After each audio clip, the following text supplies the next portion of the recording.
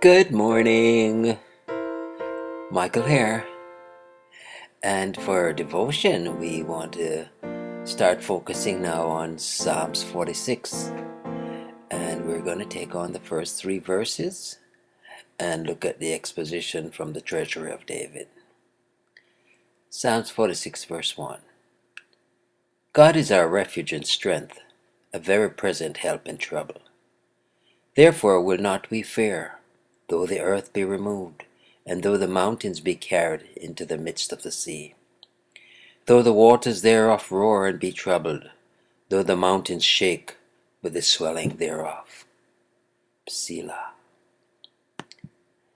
And for the exposition, on verse 1, Spurgeon writes, God is our refuge and strength, not our armies or our fortresses. Israel boasts in Jehovah, the only living and true God. Others fought their impregnable castles, placed on inaccessible rocks, and secured with gates of iron. But God is far better refuge from distress than all these. And when the time comes to carry the war into the enemy's territories, the Lord stands his people in better stead than all the valor of legions or the boasted strength of chariots and horse. Soldiers of the cross, remember this, and count yourselves safe, and make yourselves strong in God. Forget not the personal possessive word our. Make sure each one of our portion in God, that you may say, He is my refuge and strength. Neither forget the fact that God is our refuge just now, in the immediate present, as truly as when David penned the word. God alone is our all in all. All other refuges are refuges of lies.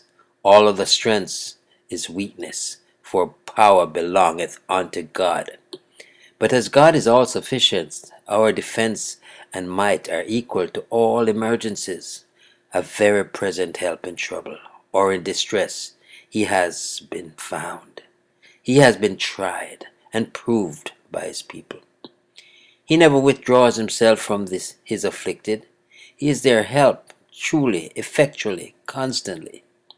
He is present or near them, close at their side, and ready for their succor. And this is emphasized by the word very in our version.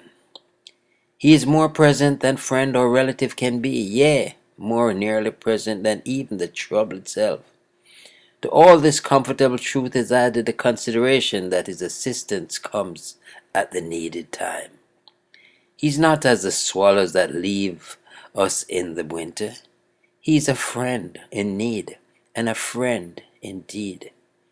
When it is very dark with us, let brave spirits say, Come, let us sing the 46th Psalm.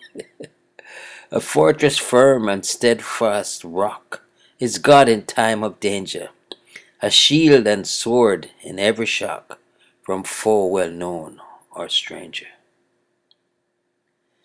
So on verse 2 he writes, Therefore, how fond the psalmist is of therefores. His poetry is no poetic rapture without reason. It is as logical as the mathematical demonstration. The next words are a necessary inference from these. Will not we fear? With God on our side, how irrational would fear be? Where he is, all power is, and all love. Why therefore should we quail?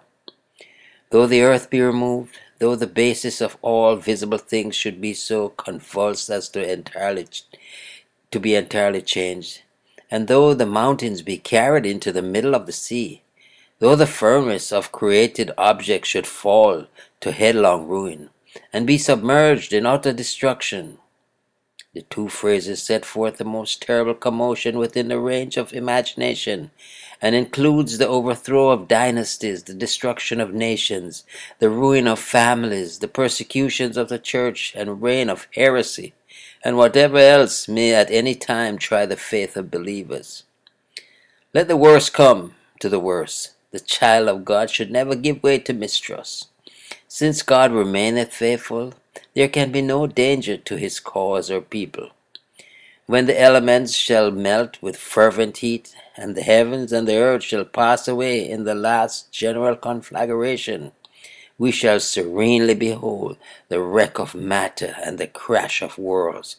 For even then our refuge shall shall preserve us from all evil. Our strength shall prepare us for all good.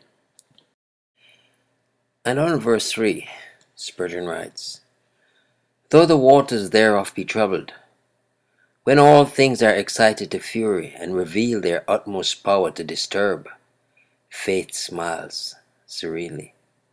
She's not afraid of noise nor even of real force.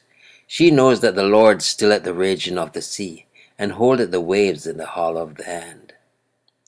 Though the mountains shake with the swelling thereof, Alps and Andes may tremble, but faith rests on a firmer basis, and is not to be moved by swelling seas. Evil may fervent, wrath may boil, and pride may foam, but the brave heart of holy confidence trembles not. Great men who are like mountains may quake for fear in the times of great calamity, but the man whose trust in God needs never to be dismayed. Selah. In the midst of such a hurly-burly, the music may well come to a pause, both to give the singers breath and ourselves time for meditation. We are in no hurry, but can sit us down and wait while earth dissolves, and mountains rock, and oceans roar. Ours is not the headlong rashness which passes for courage. We can calmly confront the danger and meditate upon terror, dwelling on its separate items and united forces. The pause is not an exclamation of dismay, but merely a rest in music. We do not suspend our song in alarm, but tune our harps again with deliberation amidst the tumult of the storm. It were well if all of us could say Selah under tempestuous trials, but alas, too often we speak in our haste, lay our trembling hands bewildered among the strings, strike the lyre with a rude crash, and mar the melody of our life song. Wow. Yeah, first 3 verses of Psalm 46 and their exposition. Trust you enjoyed it. Was quite a bit. One might need to listen to it again and again and understand that God sits high and looks low and has all control. Well, Michael here declaring, Jesus is Lord. Until next time, be blessed.